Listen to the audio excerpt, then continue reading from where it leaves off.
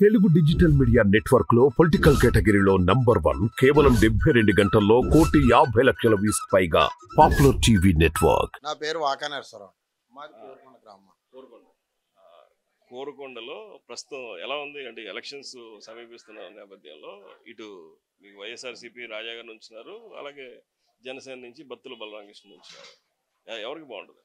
మన జక్కంపూడి రాజా గారికి బాగుంటుంది. ఎలా చెప్తున్నారు? ఆయన చేసిన సర్వీస్ అండి, ఆయన యొక్క కష్టార్జితంగా ఈ గ్రామాన్ని నియోజకవర్గాన్ని అభివృద్ధి పదంలో నడిపించారండి. ఆ అభివృద్ధి ఒక పక్కన, అలాగే సంక్షేమం ఒక పక్కన. సుమారుగా ఇక్కడ స్వతంత్రం వచ్చాక ఏ శాసనసభ్యుడు కూడా తేనన్ని గ్రాంట్లు తీసుకొచ్చి గ్రామాల అభివృద్ధి పదంలో నడిపించారండి. అదేవిధంగా సంక్షేమ పథకాలకు సంబంధించి ప్రభుత్వం ఇస్తున్న ప్రతి సంక్షేమ పథకాన్ని కూడా ప్రజలకు అందించడంలో మంచి కృషి చేసిన వ్యక్తి ప్రస్తుత శాసనసభ్యుడు.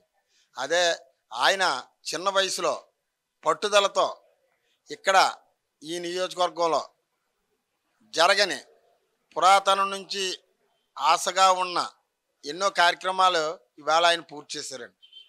ఈ నియోజకవర్గంలో ఫైర్ స్టేషన్ సాధించారండి. అది ఎప్పుడో చిరకాల వాంఛ ఈ నియోజకవర్గ ప్రజలకి.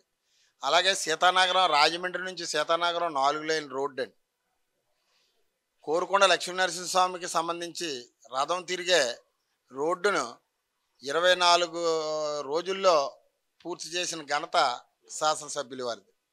అలాగే కరోనాలో మంచి వైద్యాన్ని అందించి ప్రజల భయభ్రాంతులకు గురవ్వకుండా నేనున్నానని చెప్తూ అనేక హెల్ప్ లైన్లు ఏర్పాటు చేసిన ఘనత కూడా జక్కంపూడి రాజా గారికి దక్కుద్ది. ఏం చెప్తారు? ఇప్పుడు బత్తుల బలరామకృష్ణ అనే వ్యక్తి అసలు అభివృద్ధి జరగలేదు, కానీ నియోజకవర్గంలో కేవలం ఇదంతా కూడా చీటింగ్ చేస్తున్నారు, ఏదో మాటలు చెప్తున్నారు అని చెప్తున్నాడు కదా, ఏం చెప్తారు దానికి? ఇప్పుడు ఆయన మరి నిజంగా ఈ నియోజకవర్గంలోని గ్రామాల మీద, నియోజకవర్గం మీద అవగాహన ఉండి మాట్లాడుతున్నాడో లేదో తెలియదు కానండి. ఇంచేదంటే అభివృద్ధి అనేది పేపర్ల మీద రాసిదో కాగితాల మీద పెట్టి మడతెట్టి జోబులో పెట్టుకునేది కాదండి. గ్రామాన్ని తిరిగితే డ్రైన్లు కనపడతాయి, రోడ్లు కనపడతాయి. ఇప్పుడు అలాగే ఫైర్ స్టేషన్ అన్నో అక్కడికి వెళ్తే కోరుకొండ ఎండి ఆఫీసులో చూస్తే ఫైర్ స్టేషన్ కనపడుతుంది. ఇవాళ అభివృద్ధి లేదంటే మోకమ్మడిగా ఏదో మాటలు చెప్పేసి మోకమ్మడిగా చూడండి, మన వరిసేను వ్యవసాయం చేసేటప్పుడు పట్టి తోలుతారండి. పట్టి తోలితే నీరున్నప్పుడు అంత తెల్లగా కనపడుద్ది. అలాగే అటువంటి మా ఆరోపణలు చేసే వ్యక్తితోటి మనం వెళ్ళామనుకోండి, ఆఖరికి ఆ తెల్లటి నీరే మనకు కనపడుద్దండి, అభివృద్ధి కనపడదు. ఈవేళ జక్కంపూడి రాజా గారు ఉన్నాడు, ఆయన పార్టీ ఉంది. 2 ఓట్లు ఫ్యాన్ గుర్తుకేయండి అని అడగగల సత్తా దమ్ము ఆ శాసనసభ్యుడికి ఉందండి. 2 ఓట్లు పలానా గుర్తుకేయమని అడిగి సత్తా దమ్ము ఇప్పుడు ఈ కూటమి అభ్యర్థికి ఉందో లేదో మీరు కూడా అడగచ్చు. అలాగే ఆయన ఏమీ అభివృద్ధి జరగలేదు అంటున్నాడు. ఆయన అంటాం కాదు, మీ అంతటి మీరు మమ్మల్ని ఎలా అయితే ఇంటర్వ్యూ చేస్తున్నారో ప్రతి గ్రామం వెళ్ళి ఇక్కడ ఇప్పుడు చేసిన శాసనసభ్యుడు ఏమన్నా అభివృద్ధి చేశాడమ్మా, ఎవరికైనా ఉపయోగపడ్డా లేదా అనే విషయం కూడా మీరు తెలుసుకుంటే ప్రజలే మీకు చెప్తారు. ఇంచేదంటే ప్రతి ఇక్కడ కోరుకొండ గ్రామంలో రథం యాక్సిడెంట్ జరిగిందండి పోయిన సంవత్సరం 23 ఫిబ్రవరి 28వ తారీఖున కానీ 29న కానీ. అప్పుడు అతనికి కాలు సగం పోయిందండి, ఇక్కడ నుంచి ఇలా కిందకు పోయింది కాలు.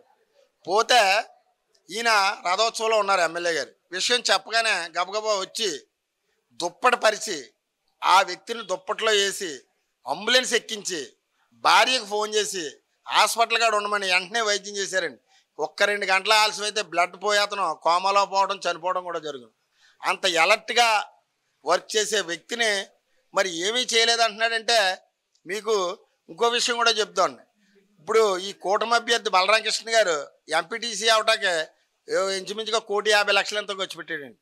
ఈవేళ ఎంతో అభివృద్ధి చేయలేదు, ఏమీ చేయలేదు, నాకు అవగాహన ఉందో నాకు ఓటేయండి అంటే ఆ వేళ అంత అవగాహన, అంత మంచి వ్యక్తిత్వం ఉన్న వ్యక్తి అయితే మీరు ఎనామనస్గా మన గ్రామానికి ఎంపీటీసీ చేయండి అని ప్రజలు కోరాలి. ఎక్కడ కోరారు? ఈ రాష్ట్రంలో ఎక్కడ కూడా ఎంపీటీసీకి అంత ఖర్చు అయి ఉండదండి. 1,50,00,000 అంటే ఇక్కడ మా ఫ్రెండ్ ఉన్నాడండి ఎంపీటీసీ, పోటీ చేసాడు, 5 లక్షలు అయిందండి. ఈ మండలంలో ఫస్ట్ మెజార్టీ వచ్చింది. మీకు అలాగే మీరు తెచ్చుకున్నది ఏది? కానీ మనం ఆరోపణలు చేసేటప్పుడు నిరాధారమైన ఆరోపణలు చేయకూడదండి. ప్రతిదీ కూడా ఇప్పుడు మనం ఏదైనా ఆరోపణ చేస్తామంటే అలికి ముగ్గెట్టేసేది కాదు కదా. ఇప్పుడు సచివాలయం ఉంటుంది సార్, అది బిల్డింగు స్ట్రక్చరు, దానికి ఒక రూపం ఉంటుంది. అలాగే ఇది ఫైర్ స్టేషన్ ఉంది, దానికి ఒక బిల్డింగు, దానికి ఒక ఇంజిను, ఒక పద్ధతి ఉంటుంది. అలాగే సీతానగరం 4 లైన్ల రోడ్డు ఉంది, ఆ రోడ్డు భూమి మీద కనపడుతుంది, ప్రజలు వెళ్తారు, ప్రజలు నడుస్తారు. మరి ఏమీ చేయలేదు అన్నాడంటే ఈయన ఒకవేళ నిజంగా మనం ఓట్లేసి గెలిపిస్తే వచ్చి ఇలాగే ఇవాళ మాట్లాడినట్టే చేస్తే ప్రజలు ఏమైపోతారండి? ఒకసారి మీరు గమనించండి. ఇప్పుడు మనం జరిగినట్టు చెప్పాలి. జక్కమూడి రాజా గారు 4 లైన్ల రోడ్డు పలానా చోట వేసాడు, నేను నెగితే ఇక్కడ ఇంకొక 6 లైన్ల రోడ్డు వేస్తాను, లేదా ఇంకోటి ఇండస్ట్రీ ల్యాబ్ తీసుకొస్తానని చెప్పాలి తప్ప వ్యక్తిగత విమర్శలో లేకపోతే అసలు ఏమీ చేయలేదు అంటాం అన్నది అంత సబబైన విషయం కాదండి. ఒక స్థాయిలో ఉండి కూడా మనమేటి, మన నాయకులు ఏంటి, ఇప్పుడు జక్కంపూడి రాజా గారు ఉన్నారంటే పూర్వం నుంచి కూడా వాళ్ళ తండ్రి గారి దగ్గర నుంచి కూడా ఈ ఏరియాకి సుపరిచితులు, ఎంతో ఈ ఏరియా మీద అవగాహన ఉన్న కుటుంబం అండి అది. ఎవరికి ఏం చెయ్యాలి, ఎవరో ఉపయోగపడే వాళ్ళు, ఎవరికి ఏ విధంగా మనం ఉపయోగపడగలదు అని ఆలోచన చేసే వ్యక్తులు. కానీ ఈవేళ మీరు కొత్తగా రాజకీయంలోకి వచ్చి మీ అధిష్టానానికి ఏం మాట్లాడతారో వాళ్ళకి తెలదు, మీరేం మాట్లాడతారో వాళ్ళకి తెలదు, మీరు ప్రజలకి ఏ విధమైన మెసేజ్ ముందుకు పంపుతున్నారో తెలియని పరిస్థితిలో మీ పార్టీ ఉంటే మిమ్మల్ని ఎంతవరకు నమ్ముతారో ప్రజలు రేపు మే 13వ తారీఖు దాటాక జూన్ 4వ తారీఖుని విషయం అంతా కూడా ప్రజలే బహిర్గతం చేస్తారు. అప్పుడు మీకే తెలుస్తుంది విషయం.